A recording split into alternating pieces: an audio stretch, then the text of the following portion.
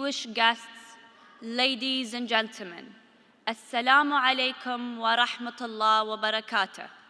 My name is Ilyazia Al-Hosani, researcher at Trends Research and Advisory. We are honored today with the presence of Her Excellency Maryam bint Mohammed Al-Miheri, the UAE Minister of Climate Change and Environment and the COP28 Food Systems Lead.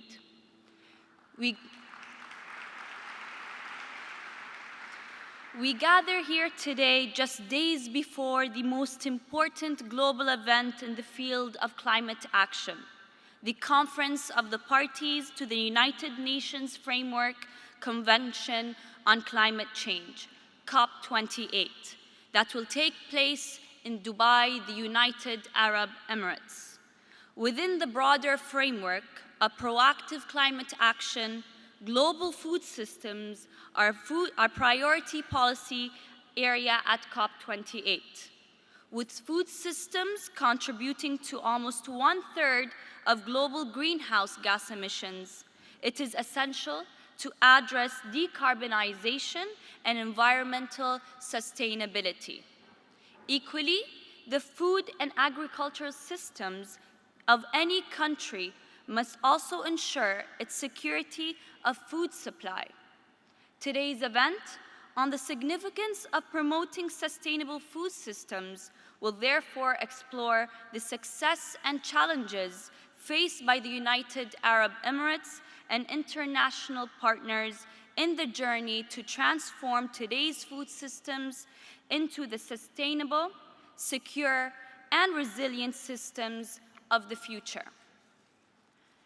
It is now my pleasure to welcome Dr. Mohammed Al-Ali, CEO of Trends Research and Advisory, to deliver the opening remarks of today's panel discussion entitled COP28, the Significance of Promoting Sustainable Food Systems. Dr. Mohammed, the floor is yours.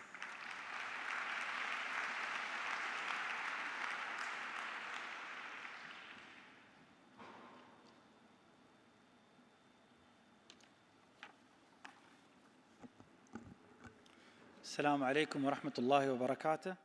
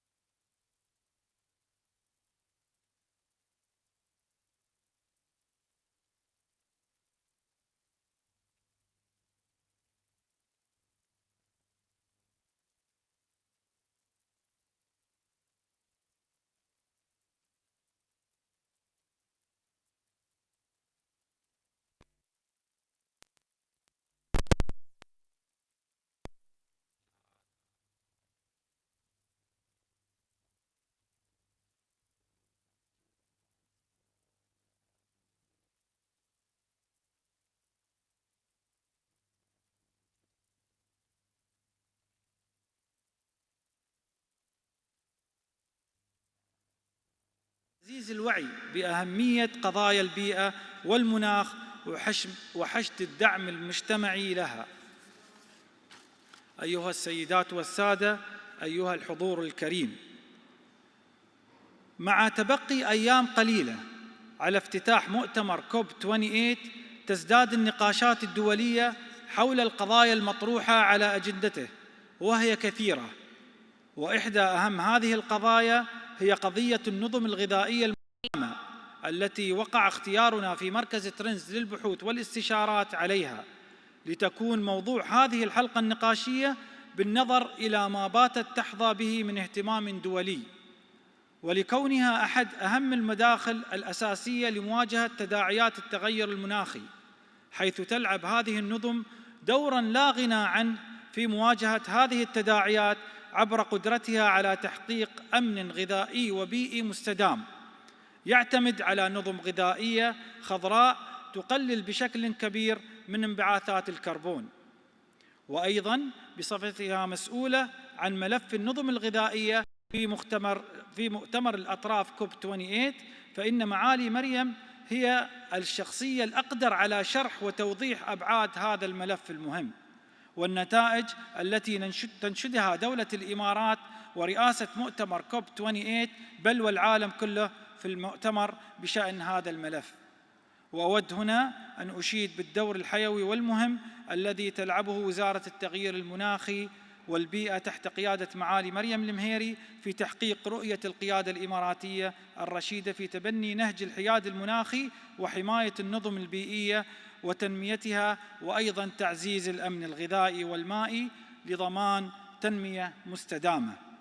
كما أود أن أحيي الوزيرة شخصياً على جهودها التي لا تتوقف وعلى عملها الدؤوب في قيادة التحول للنظم الغذائية المستدامة ضمن السياق الأوسع للعمل المناخي الإيجابي. أيها الحضور الكريم، لن أطيل على حضراتكم، وأود فقط أن أؤكد أن تنظيم هذه الحلقة النقاشية يأتي في إطار الجهود البحثية المستمرة لمركز ترندز للبحوث والاستشارات لتعزيز الوعي البيئي والمناخي للمجتمع، كما يأتي أيضاً في إطار التعاون القائم بين المركز ووزارة التغيير المناخي والبيئة، وهو تعاون نعمل على أن يستمر ويترسخ مستقبلاً بما يحقق أهداف الطرفين في عالم تسوده الاستدامة.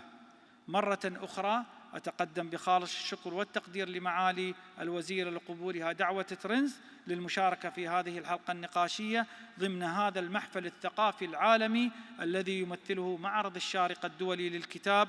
وأترك المجال لابنتي سمية الحضرمي لإدارة هذه الحلقة النقاشية، كما أتقدم أخيراً بالشكر والتقدير إلى سعادة أحمد بن راكاظ العامري الرئيس التنفيذي لهيئة الشارقة للكتاب على جهوده وسعيه الدؤوب في إنجاح هذه الحلقة النقاشية. شكراً لسعادتكم أبو حمد، والسلام عليكم ورحمة الله وبركاته.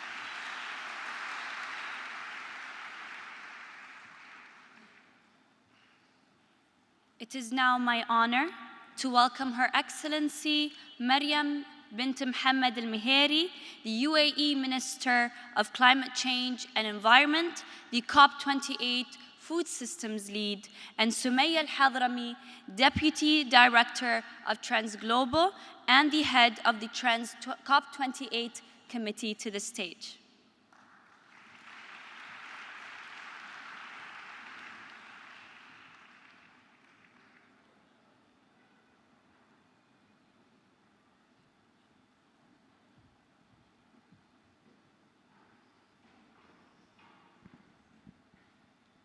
Your Highnesses, ladies and gentlemen, distinguished guests and advocates for a sustainable future, welcome to this enlightening discussion on the topic of COP28, the significance of promoting sustainable food systems.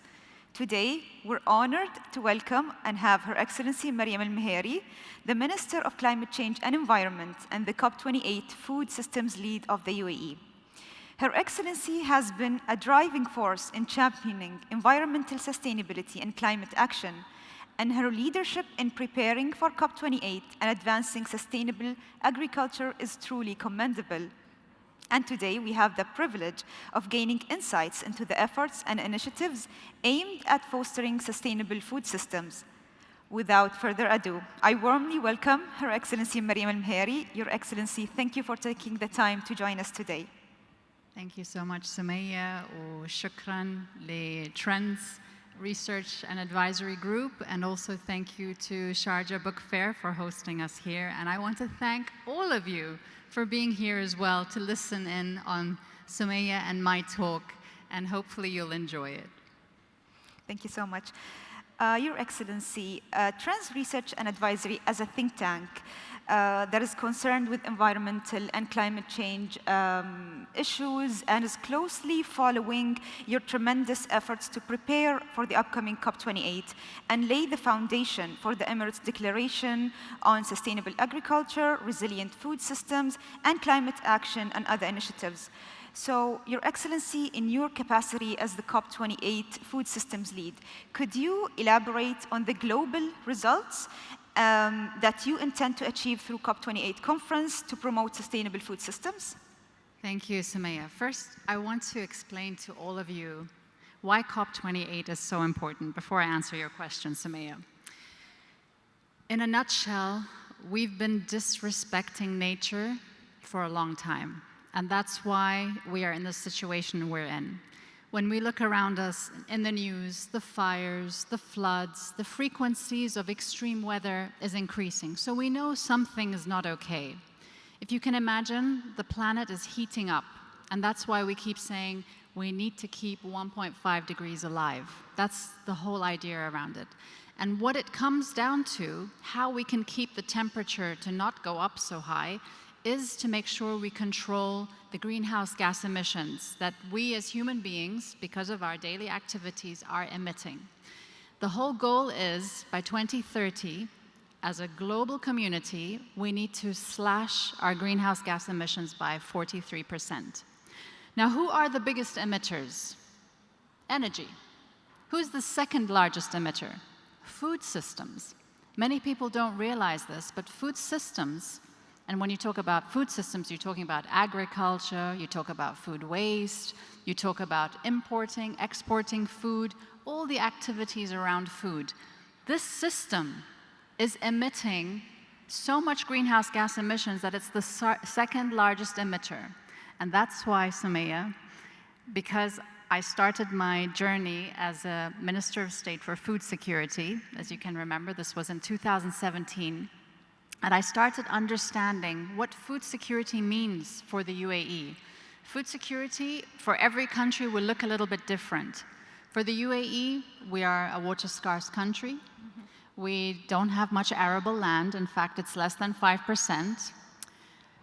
We are very dependent on importing food. We have over 200 nationalities. Everyone loves different foods. Our behavior around food may not be the best because we do waste a lot of food, unfortunately. Yeah. And so the leadership understood we need to have someone championing and understanding to make our food systems more sustainable.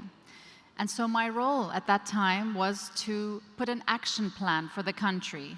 What technologies are available? How can we change our behavior? How can we nudge people to make better choices around food? And so the UAE National Food Security Strategy was born in 2018. And a continuation of that was when I became Minister of Climate Change, and I then understood how climate change and food systems are interlinked. And this is why I'm honored that I'm supporting His Excellency Dr. Sultan Al Jaber, our COP28 President-designate, in the food systems dialogue internationally, and also making sure we do what we need to do domestically. And this is why, because many people probably don't understand what the Emirates Declaration is. Yeah. So what I did, I started, of course, my path being a Minister of Climate Change. It was in 2021. My first COP was in Glasgow. So basically a few days before the COP, I became Minister of Climate Change. I was just looking at food the whole time, and now I had the portfolio of climate change. So in Glasgow, I learned also a lot of how food and our behavior is linked to climate change. And so I started discussing with many other countries, with many experts, what do we need to do to make sure that at COP28, we have a success for food systems transformation? And Sumaya, everybody gave me a different answer. So it was very difficult for us to think, okay, what do we have to make sure we achieve and we deliver at COP28 so that everybody says it was a success? Yeah. Everyone sees it differently, but one thing was in common with everybody, actually two. They said we need a global agenda. We need a common agenda, a framework. This was number one.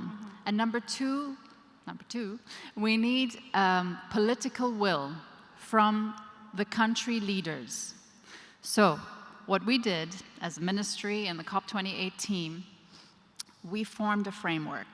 And we did this not just from the UAE side, we consulted with many countries. And in June this year in Rome, I announced the UAE, or let's say the COP28 Food Systems Agenda. And this was the framework that everybody was asking for. Now, this framework has 4 pillars. The first pillar is the political will. What do I mean by political will? This is when a leader of a country says, خلاص, هذا مهم حقي. It's important for me. I want to make sure that when I deliver my NDCs, when I do my national strategy for biodiversity, when I do my strategy for food security, when I do my strategy for adaptation, I include food systems. So it's a declaration, and this is how the Emirates Declaration for Food Systems was born. And this is why, Sumaya, when you say the Emirates Declaration, I'm very proud that we've worked with the international community to announce the agenda and the Emirates Declaration, and we've sent it to all countries. And right now, we're hoping that at least 80 countries endorse this declaration before COP28. And if we do that, it will be like a Paris moment for food at a COP. That's amazing. That's a really amazing thing to know. So if we move now forward to the specific efforts within the UAE, as we have mentioned, and we know that the UAE's policy on food systems was strengthened ahead of COP26 with the inclusion of sustainable agriculture in the UAE's Net Zero 2050 strategic initiative launched in 2021, where since then the national capacities have been established in vertical farming, hydroponic farms, and many other areas. So Your Excellency, if you could just briefly explain to the public the main features of the UAE's experience and efforts to develop the sustainability of national food and agricultural systems. You know, before COVID hit, and Sumaya, I think you remember those days, right? Yes, when suddenly no cars were on the streets and suddenly we were home. It was a big reflection moment for food, by the way, because suddenly we're like, oh my gosh, how are we going to get food to the country if everything is stopping? Luckily, before that, there was a strategy. There was the Emirates Food Security Council. We were already working on programs to ensure that if there's a crisis, nothing's going to happen on food supply for our people. And COVID was like a test. And you can imagine, for me, it's like sleepless nights. But I tell you, what we learned throughout the months of lockdown was incredible. It was the best kind of lessons learned that I could have ever asked for. Now, COVID and the experience we went through COVID gave us a little bit also of a, it kind of gives you a moment to say, are we doing the right things? Are we prioritizing the right things? Like a wake-up call kind exactly, of. Exactly, wake-up call. So the idea of the UAE having the food security strategy is to make sure, number one, we are increasing local production as much as we can, but in a sustainable manner. There are some food items it doesn't make sense to grow in the UAE because, again, of the limitations we have, water scarcity, arable land. Then many people say, okay, we want to decrease imports, but that's not correct. The UAE wants to be a hub for food trade. We actually want to increase imports. But what do we want to decrease? Our independence on the imports.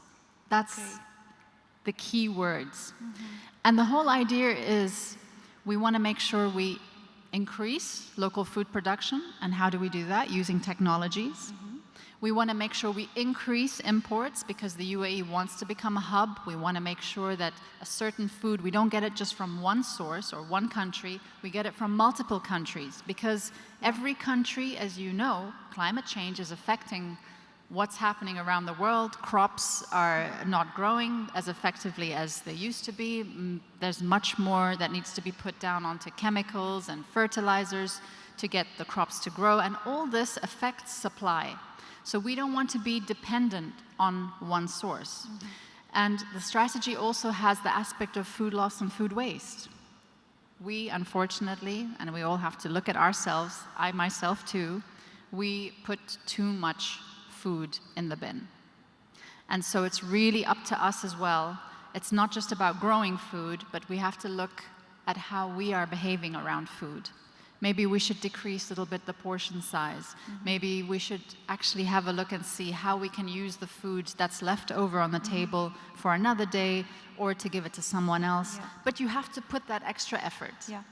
And then, of course, there's the pillar on food safety, which is also a very important pillar, and about nutrition.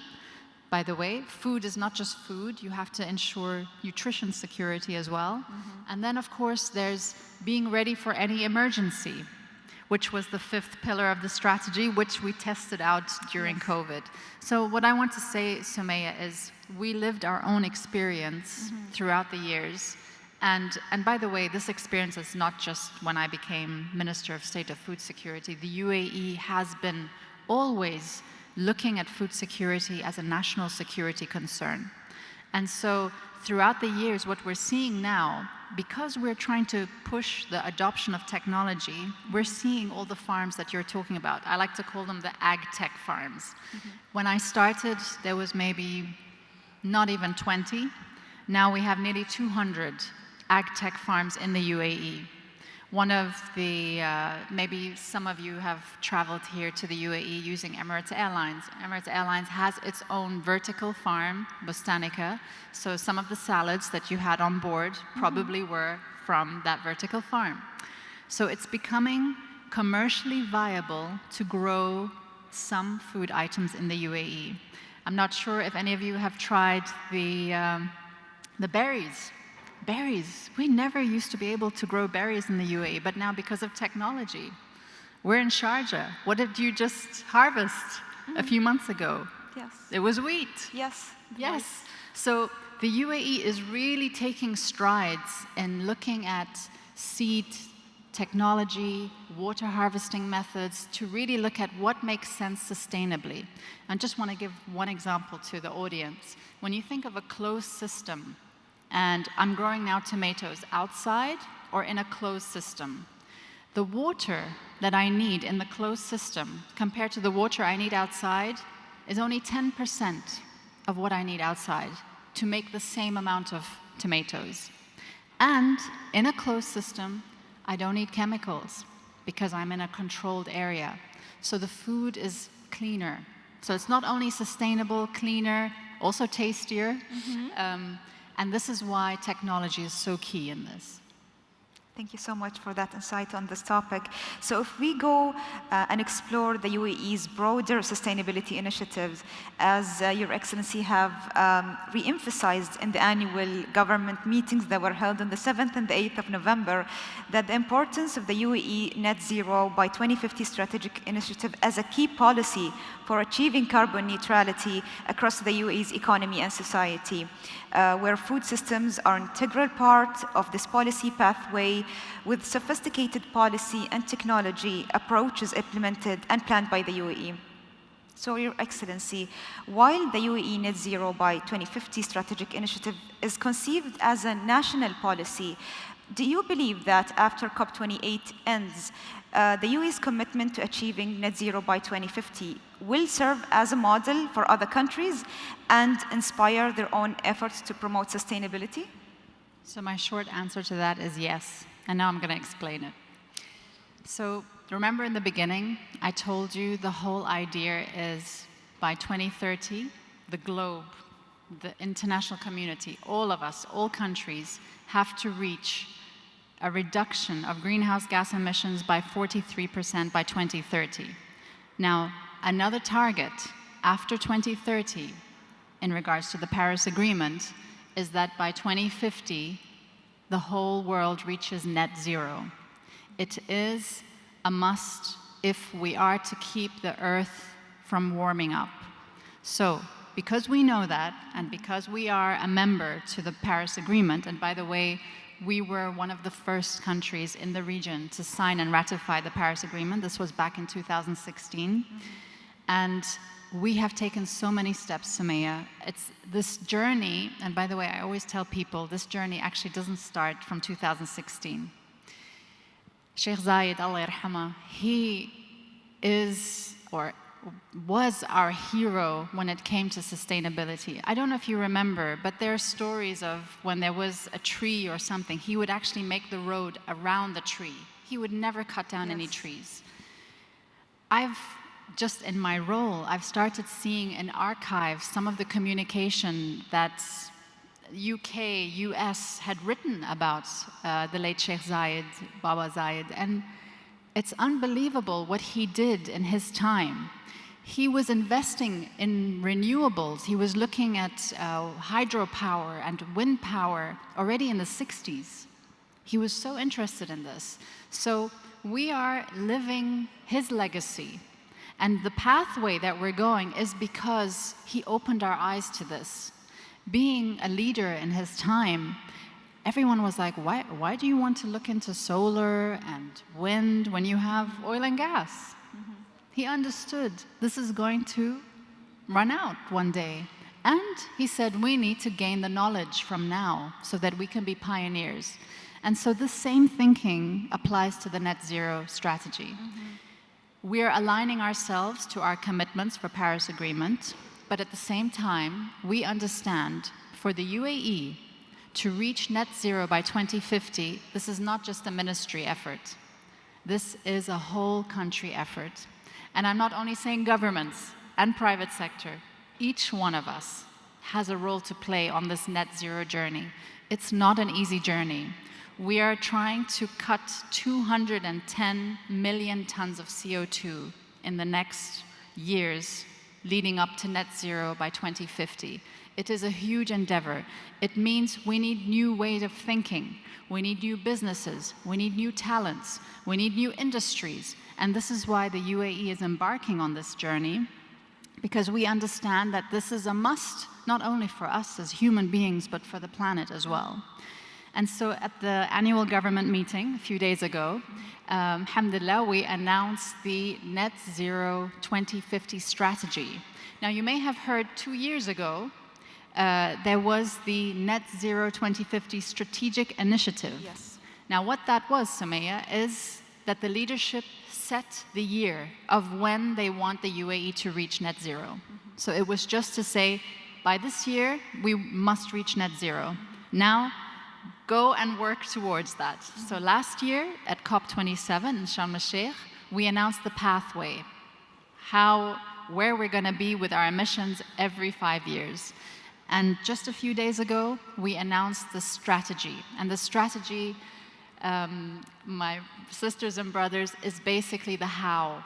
What are the policies? What are the programs? What are the initiatives? And we cut this through 6 sectors: energy, industry, building, transport, agriculture, and waste. Now, agriculture has a connection to the food. And so this is how it's all linked together. And I tell you again, it's not an easy pathway. It needs everyone to be involved. It needs everyone to think differently. And we always tell people, this is not about just trying to cut emissions. It's trying to make better lives for us, but there's also an economic benefit from this. Because when you start thinking of cleaner products, you actually attract other partners, you attract other funds, you attract other countries around us to say, I want to do business with you. Let me give you an example. Those who drive BMW, I'm sure there's many of you here, BMW now has a partnership with Emirates Steel, because Emirates Steel is sourcing its energy from renewables. Wow. And they said, you know what, this is the partner we want to work with. So I'm just telling you, there's so many opportunities to this. That's amazing. And I've watched the video the ministry have posted yesterday about the legacy of Sheikh Zayed, and I really encourage everyone here to go to their page on Instagram and watch that, because it really touched something in me. And as you said, it's a continuation of Baba Zayed's legacy. It's not something we just started. It's been there for a long, long time. So also, I think it's safe to say that effective implementation is crucial in the transformation of food systems. And this gives us a chance to explore the challenges and understand which sectors have certain roles in this. So, and you have also often mentioned the term actionable solutions to also emphasize this point. So what do you foresee as the main challenges involved in transforming food systems, and should implementation be government-led, private sector-led, or a combination of both? So for me, the power of partnerships and technology is a huge driver and a huge enabler. Now, for us, COP28, what's really important, and His Excellency Dr. Sultan always says this is an action-oriented COP, or it's going to be an action-oriented COP. We have less than 7 years to go until 2030. And remember the goal again, 43% by 2030 for the world. Yeah. We, at this COP, it'll be the first time that we see, I'm sure you've heard the term, the global stocktake, first global stocktake. Now, what does this mean? It's a very technical word. It means a report card. Imagine now Salim, my son, coming with a report card. Mom, these are my results. This is what the global stocktake is. It is the report card to tell us where we are for the Paris Agreement. Are the countries doing what they're supposed to do? Are we failing? Are we succeeding? Unfortunately, we will be failing in many, many points. We know that already. But the other good thing about the global stocktake, it will be to highlight what are the solutions that we need to accelerate. What are the areas we need to put more emphasis in? Where do we need to make sure money goes? So the global stocktake will be a very important report card for the whole world to understand where are the priority areas in the next 7 years. And why we always say action-oriented, because we know, as the UAE, with the challenges that we have environmentally, we can be really proud of where we are today because we are very action-oriented. We're also, as I said, a big believer in partnerships.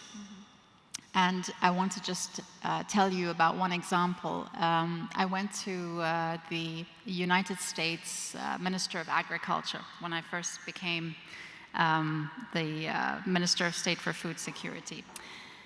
And of course, I mean, this guy is like, for the US, I mean, US is an agricultural country. And he's like, okay, what does she want now to speak to me about agriculture? The UAE, what's the agriculture in the UAE? It's very small. They import most of their food. And I said, Secretary Vilsack, I would like to do something with you and move a platform, a global platform, to attract innovations that can be scaled up to help the world with food systems transformation. He's like, uh-huh. And I'm like, what we have in common is that we believe in innovations. He's like, that's right. I'm like, your country is very different from my country, but what's in common is that we believe in innovations and we believe that we must double down on food systems transformation. He said, yes, you're right. I said, so do we have a partnership? Okay. And that's where AIM for Climate was born, the Agriculture Innovation Mission for Climate. We call it AIM for Climate. Mm-hmm. And this platform, it was launched at COP26 2 years ago. It now has over 500 partners, $13 billion of committed investments. So this means all the partners coming are saying, okay, we're going to invest in our own country or in another country or in an innovation, so committed investments. And we have been now meeting some of these innovators that have come on board. And I've been so positively surprised to see these innovations because, believe me, we have solutions to heal the world. We have them.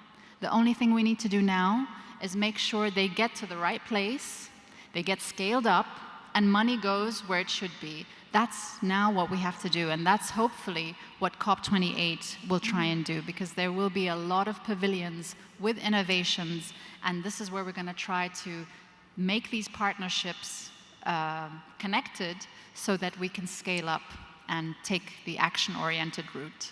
Well, that was exactly my question here about technology and the importance of technology and innovation in ensuring sufficient food to feed growing populations, reduce water wastage, and improve the security and affordability of food. And you have covered that really well. So if we now talk about the future of food systems on a global scale, especially with the recent international scenario involving food security and soaring inflation that have brought a focus back on the security and resilience of food system. So Your Excellency, when you envision global food systems, in a few decades' time, do you see a continued trend towards autonomy and self-production in food systems to ensure food security, or do you see a world in which imports and exports are still the norm? I'm very much a believer in diversification, because sometimes you see a technology and you're like, that's so cool, I want to do that technology, and then it's not good to put all your money into that. You have to always be open-minded in that the next new breakthrough or innovation could happen just in a few days' time. So I always say there needs to be a mix. And that's why the UAE strategy is all about this diversification portfolio. It's really to make sure, yes, we're looking at production, but we're looking at enhancing the UAE as a hub for food trade. Yes, we're also looking at strategic reserves, but we also need to look at our behavior as well. And this is, I feel, one of the most powerful levers that I think that can really make an effect in the future. I want all of you to go home today, speak to your families, and say, what can we do to make sure that no edible food goes into the bin? It is a task, you have to do it, you have to put some effort in making sure that the households in your homes understands what needs to be done. But somebody needs to say it and do it. So if all of you, how many of you are here now? Let's say about 80, 90, maybe 100, maybe also some listeners. But imagine the ripple effect that you will have, because you will tell your family and friends, this will affect the community, and then we suddenly can have a huge impact on the UAE's food waste numbers. And by the way, I'm sure you've heard of the National Food Loss and Food Waste Initiative that we're spearheading, Ni'ma. Ni'ma comes from the word blessing in Arabic, and it's really about making sure that we remember who we were before, our values within us, that food is a resource. And it is absolutely shameful if we are to throw it away. We have to, if we think of the numbers of what's happening, I mean, there's about 800 million people going hungry to bed every day. And unfortunately, the numbers are going up. But then on the other side, 1/3 of food that's being produced globally goes to waste. This is not acceptable. And I think all of us need to take that step. So behavior around food is going to be a huge deal. And you know, I mean, I see it in myself. We know what's good to eat and what's not good to eat, and unfortunately, sugar is one of those culprits that we always fall into. We love sweet things, but there are a lot of alternatives now, and this is where innovation, again, becomes very interesting. I mean, if I think of, we're living here in the UAE with the dates that we have, it's better to use date syrup than bring in and importing sugar. Imagine the footprint, the carbon footprint that you change when you say, خلاص ما بنشتري سكر, we're gonna just stick to the kind of products we have here, and we use dips or we use the date syrup instead of the amounts of sugar that we actually import. So these are the small changes each and every one of us can do so that in future we have a better and more sustainable food system. Another thing and I know many of young people are here as well, when I tell them, what do you want to be in future? I don't think, or I think very small numbers will say, I want to become a farmer. Because when you think of a farmer, you think of, you don't make any money when you're a farmer. Unfortunately, that's how we think. But if you tell them, you could be an agri-technologist, you're actually producing food also, but you give it a much more exciting name. You give it a cool name, and you say, you know, you can grow your food in the city, close to your home, using your iPad. This makes the young people excited. Yes. And then they're like, okay, what else can I grow indoors? I can control the temperature, the humidity. And so this is where I hope to get young people excited to become agri-technologists. And I'm having many discussions with universities to say, please, you need to excite the young people and make your courses something that's digital, futuristic, but still growing food in a sustainable way. I would sign up for that immediately. So if we now focus on the impact of climate-related effects on vulnerable farming communities and to explore practical approaches to enhance their resilience, I know that you have drawn a lot of attention on this segment of communities. So in practice, which approaches work to increase the resilience of farming producers and communities? So this is a hard question because every country has their, let's call them smallholder farmers. If we look in the UAE, I wouldn't necessarily say that we have smallholder farmers, we have farm owners, mulak mazari. But actually saying that somebody is farming with their hands is actually very, very little. So every country, the landscape of the farming of the smallholder farmers is a very different community. Now, I was in Africa for the Africa Climate Summit. And believe me, I was heartbroken. I was heartbroken to see the poverty. I was heartbroken to see that many of these people, they don't have anything else but their small piece of land and growing some vegetables or some crops. You know, I'm also a big believer in cellular agriculture. So this is the new way of producing proteins. And I think we should be going down that path, exploring new forms of proteins, alternative proteins, plant-based proteins, because we're going to have a big problem with protein in the future because of the big gap that we have. But then again, you see these smallholder farmers, some of them have maybe a few cows, and this is their asset. What else, if you start saying, no, we're not going to eat meat or we're not going to drink milk, what's going to happen to them? So this is the complexity of food systems transformation. Every country has their challenges. Every country has also, some countries have water. We don't have fresh water readily available. We have to actually pump it from the sea to get it, and then it's very expensive. So the solution for smallholder farmers is really to understand specific country needs. And I often say to my counterparts, tell me what it is that you need in your country. What are the innovations that you need? What research do you need? Because trends could also come in something like that. So, and in this way, how can you help such countries, not just by thinking something that's good for me will be good for them, but actually listening and understanding what their needs are and going there. By the way, going is so important. You need to see, you need to speak to the people. You cannot just stay in another part of the world and say, I know what's good for Africa, and you've never been there before. It's not possible. And this is one of the beauties of COP28, with us hosting the world, because we understand the global south. We're very connected to many of the developing countries. We've built bridges with them for many years. We know their needs. And so when one part of the world says, we need to do 1, 2, 3, we say, wait a minute. Okay, this works for you, but it doesn't work for them.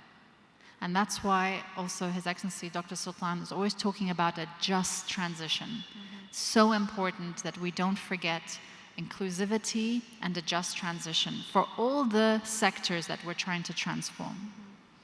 So while you were talking about this, I was thinking maybe like the term customizable solutions for each country where you cannot, where everyone benefits from each solution that is going to be implemented in their own countries. So, Your Excellency, we now reached our final question, where there's a unique initiative that I personally am so excited about, and there's a worldwide and global interest in the UAE's decision and COP28's presidency to provide vegetarian food at the COP28 conference in Dubai, a gesture which is welcomed with great enthusiasm. Also, Your Excellency has personally called on companies that sell and supply food and beverages to provide sustainable, climate, environmentally friendly catering services. Could you please explain the purpose and perhaps the implications of this move? Okay, Sumaya, this is also, I have to tell you a story. I went to COP26 in Glasgow, and I went to COP27 in Sharm el-Sheikh. And unfortunately, the food was not good. And so, when you're there for 2 weeks, and you have a heavy schedule, and you're hungry, and you're constantly hungry, but you want some good, nutritious food, and it's not available, what happens? The negotiations don't go as good. It goes until late at night. People are frustrated. You know the term hangry? Hangry, yes, I do know. And so I thought, you know what? We're always talking about food transformation. So we need to walk the talk. So everyone that's coming to COP28, by the way, we're expecting about 70,000 visitors. They need to make sure when they come to COP, and we're talking about food systems transformation, that the food in front of them is also something that has been thought about, that it's low carbon footprint, or locally sourced, or 1.5 degrees aligned. So I thought, okay, there's catering companies, restaurants, they're all going to be bringing food to COP28. How can I get them together and make sure they're aware of this, so that the food that's being served, that the people say, oh, the UAE has actually thought about what's being served here. It's not just, we get a catering company, it's an event, khalas. So we did the climate conscious catering workshop. And I have to thank all the sponsors that helped me. We got this together in basically a few days' time. It was a 4-day workshop. And we invited all the catering companies, the chefs, the suppliers that we knew were going to be supplying food at COP28. Remember, 250,000 meals will be prepared for the days of COP. And this will be across at least 50 outlets. So it's a huge endeavor. So we brought them together, and we started to make them, first of all, aware of what COP28 is, and aware of that their impact and the chef's choices in the kitchen is going to make an impact on the reputation of the UAE. So this was for them like, oh, okay. And then what we did is we brought some experts to show them how you can use ingredients differently, or from different sources or locally, to be able to make the same food they want to make, but make it much more 1.5 degrees aligned. This has never happened before a COP. And so I hope that this is one of the legacies that the UAE is going to be leaving behind, and that all the food at COP28 will be as low carbon footprint as possible, but it will be a learning experience on how to cater for food at a COP, which will then be taken to other events in the UAE, but also globally. So we will, out of this workshop, we had a kind of concept note, ideation, recipes, and all that will be shared with the public so that they can continue taking this forward. Made in the UAE. That's amazing. I mean, creating awareness for chefs and catering services so that they can take it forward after COP28 as well. Thank you, Your Excellency. Your dedication to these critical issues and your leadership in shaping a sustainable future are truly inspiring. We appreciate the valuable insights you've shared with us today on the significance of promoting sustainable food systems and the initiatives taken by the UAE. It has been a real pleasure to have you with us today. Thank you again so much. Thank you. And I want to say a big round of applause to Sumaya, Eliazia, and thank you, Dr. Mohammed, again for having us here. Thank you so much.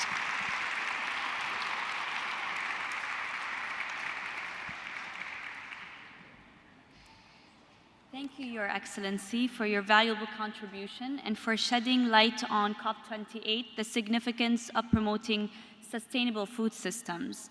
The insights gained today have the power to inspire change at various levels, whether from policy making to individual lifestyle choices. Let our time together today be a catalyst for informed action, a stepstone towards a future where sustainable food systems stand at a cornerstone in our global efforts to address climate change. We will now showcase a short video on the Mangrove Tree Story series, a joint project between Trends Research and Advisory and the Ministry of Climate Change and Environment.